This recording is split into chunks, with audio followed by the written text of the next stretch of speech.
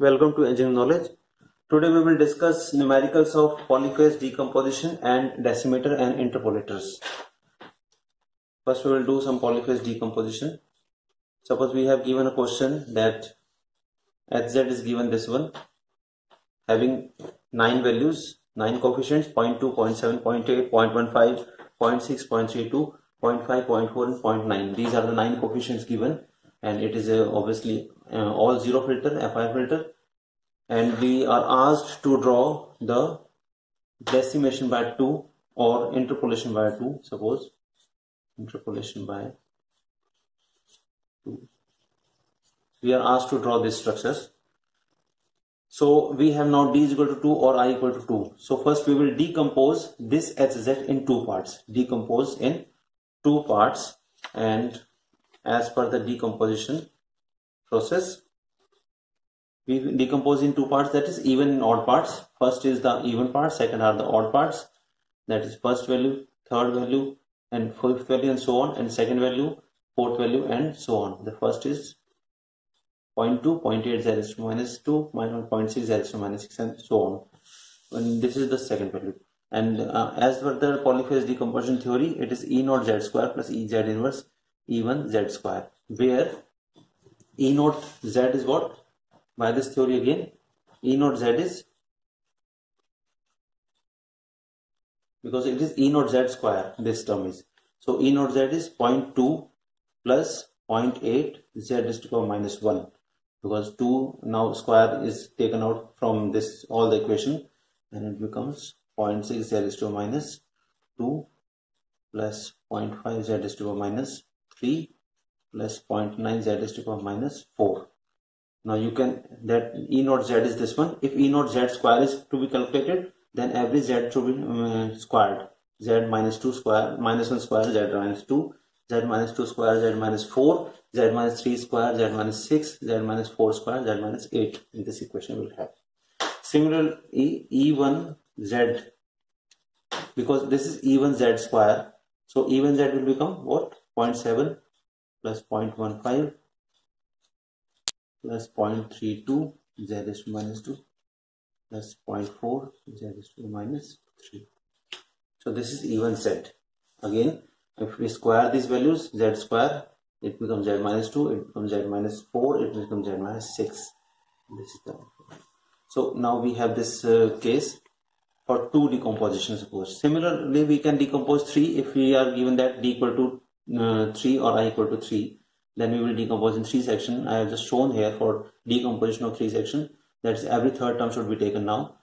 First term, then third term. Every third term should be taken now. 0.2, 0.15 z minus 3, 0.5 z minus every third term. And here also 0.7 every third term, 0.7, 0.6, 0.4. And here also 0.8, then every third term. Then the first 3 terms means comprise 3 parts, and every terms will have every third term, 0.2, then 0.5, then 0.15, then 0.5 and so on. So this is the, as per the theory for the polyphase decomposition. We will decompose the part in 3 parts now.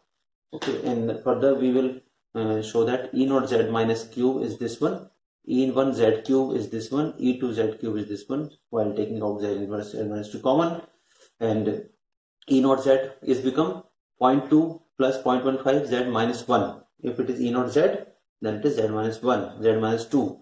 If it is E1 z, then it is z minus 1, z minus 2. If it is E2 z, then it should be z minus 1, z minus 2, and so on.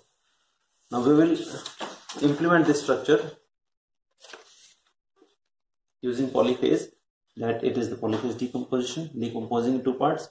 Now as per the structure, we know that first we will do downsample the decimation process, and then we will put the E naught z here and then add. And second, because there are 2 parts, so for second part should be delayed, z inverse delayed as per the theory. First part as it is, second part is delayed. Okay, so the second part is delayed, and this structure decimation by 2, again E1 z and add it to.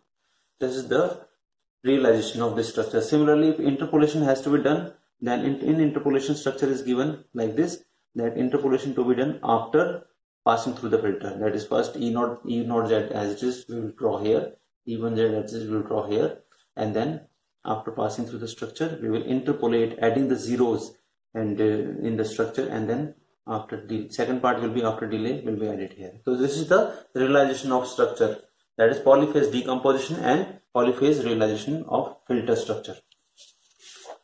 Similarly, we can do for 3 section and 4 section anything. And if we have, second example, if we have 2 sections using polyphase decomposition using IR for IR filters, having poles and zeros and poles. Okay, so in the second scenario, it is simple process that for decomposing in 2 sections, we will rationalize single time, rationalizing, forming the structure, and after rationalizing, we will decompose this numerator in 2 parts such that one Z minus 2 will term will first term taken first and Z minus 1 taken as second term. It is simply the presentation. Okay, and after this presentation, this term will become E0 Z square, this term will become E1 Z square with Z inverse. If we are asked to in 4 sections, then we will again rationalize this term, rationalizing this term and following the again multiplying and solving, and further the answer is like this. We can put here, after this answer will become like this. After this step we will rationalize, and then we will segregate the terms. That is, first term is 1 Z is to minus 4 term, second term Z minus 1 common, third term Z minus 2 is taken common, fourth term Z minus 3 is taken common. But this complete complex term can be segregated in this method so that we can have our E0 and E1 and E2 and E3 coefficient polynomials. E0 Z is to 4 plus Z inverse E1 Z is to 4 plus, and the similar method can be taken for any part of decomposition. But is it feasible to use IIR polyphase filters? The solution, the answer is that the recursive feedback of previous output means the recursive feedback of previous output, because you show that it is simple structure and we have made it so complex. The recursive feedback of previous output means that portion of each IR polyphase filter must be computed for every input sample, and this usually makes IR filter more expensive than FIR implementations. That's why practically we will not use IR filter in polyphase decomposition method. Okay. Second example, we will take that for decimation and interpolation structures. That suppose we know that what is decimation? Decimation means the sampling rate will be decreased by D factor. That is, output sampling rate or new sampling rate will be old by D factor. Okay, sampling frequency is, or sampling rate is, samples per second.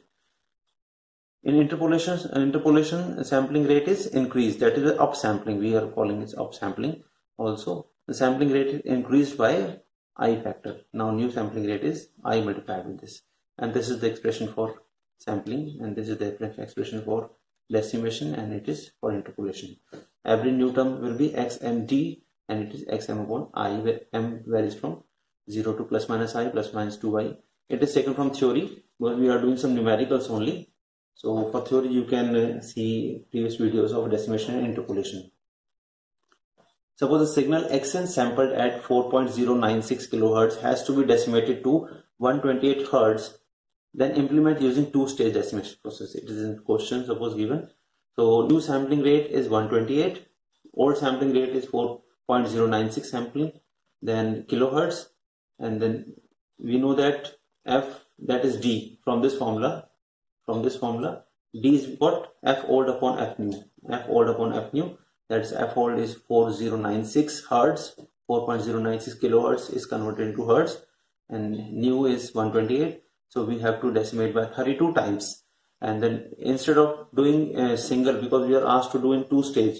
So two stage 32 can be broken into two parts, 8 and 4, 8 into 4. And then we will do this decimation. That first we will introduce xn at the rate 4.096 kilohertz, then pass through a low pass filter, anti-aliasing filter, then decimate it by 8 times, and the new frequency becomes 4096 by 8, that is 512 Hertz. And then again we will pass through anti-aliasing filter, and then we will decimate by 4, and the new frequency becomes 128 Hertz. So it is much easier example.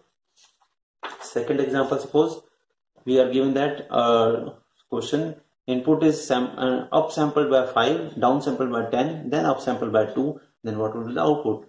Then it is easy. Now we can break again this upsample in two parts. Suppose 5 into 2 is 10. So we are downsampling 5, downsampling 2. Low pass filter are not shown here for just brevity.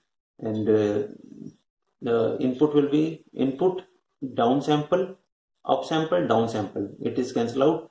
Then again upsample, downsample, upsample, again cancel out. So output will remain same at the same rate. Okay, because both the operations are contradicting each other. In the third example, suppose we have a sequence xn 2648 is given. Now we have to reconstruct the signal using subcoding theorem actually. So in subcoding theorem we know that we will break the parts and then do the downsampling and upsampling. So for this question, xn 2648 is sequence. Suppose and after, you know that after passing the delay it becomes xn minus 1. So xn minus 1 is what? It's just delaying the value. It is now 0, 1, 2, 3 position. Now it is minus 1, 0, 1, 2 position after delaying the value. It is n equal to 0. Now n minus 1 should be equal to 0. It is very basic. N minus 1 equal to 0. So n equal to 1 at the 0 position. So this 1 should be at 0 position. Okay. If it was n minus 2, then this should be at 0 position. If it was n minus 3, then this should be at 0 position. Shifting the sequence by how much times? That is 1, 2, 3 and so. So this is xn minus 1. We are shifting the one time, origin one time. Okay, now it is minus 1, 0, 1, 2. Again, by as per the question, we will add these values x1n, adding these two values, divide by 2, adding these two values. You can check it is 0 obviously because value is not given. 0 plus 2 by 2 is equal to 1. 2 plus 6, 8 by 2 equal to 4. 6 plus 4 by 2, it means 5. 4 plus 8 by 2, 12 by 2, 6. 8 plus 0 by 2 is equal to 4. Okay, this is the x1n. Similarly, x2n can be calculated. x2n is x1n minus xn minus 1 by 2. That is, now we have to subtract and then divide by 2. And this is the equation and this is the sequence. Okay, and this sequence can be shown by diagrammatic form is like that x1n is nothing but the addition of xn plus delayed value divided by 2. That is xn added with a delayed value, that is z inverse, passed through z inverse, and divided by 2, that is multiplied by 1 by 2 factor. Similarly, x2n can be x1n and x1n delayed, that is xn minus 1, and now it is now subtracted because minus is here and multiplied by 1 by 2. This is the diagrammatic form. It can also come in exam, and so it can also be easily understood. Further, downsampling by 2. Now question said that we have to downsample by 2. So how will downsample? 1, 4, 5, 6, 4. That is, every second sample should be taken out. 1, 5, 4. 1, 5, 4. Downsample by 2. x2n should be downsampled by 2 again. 1, minus 1, minus 4. 1, minus 1, minus 4. Every second sample. Downsampled by 2 because. Then further we will upsample by 2. Now the question says that now xd1 and xd2, which we have calculated earlier, now do the upsample. Upsampling means adding every upsample by 2 means every adding 2 minus 1 zeros, and that is means if I is the upsampling rate, then we have to add I minus 1 zeros. That is, single zero should be added in between samples, and 2 is I is equal to 2 here, I is equal to 2 here. So we have to add 2 minus 1, 1 is 0. That is 1, 0, 5, 0, 4, 0. Every 0 is added between each sample. Which was, so upsampling xd1 154 becomes 1, 0, 5, 0, 4, 0. Similarly, upsampling d2n will becomes 1, 0, minus 1, 0, minus 4, 0. Okay, now again finding the delay version. v1 n minus 1 delayed Now arrow will come here, origin 0 will come here, v2n delayed version here, similar.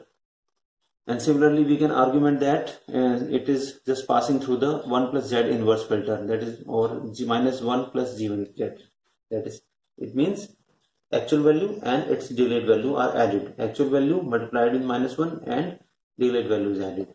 So v1n in pass through 1 plus z inverse means v1n as it is and plus v1n minus 1, that is due to this z inverse delayed value. Similarly v2n pass through minus 1 plus z inverse means minus v2n and z inverse cause the delay, that is v2n minus 1. So it is the same. If it is also, it can be also given or it can be also given. So we are studying both the presentation, that is in form of 1 plus z inverse or in form of delay.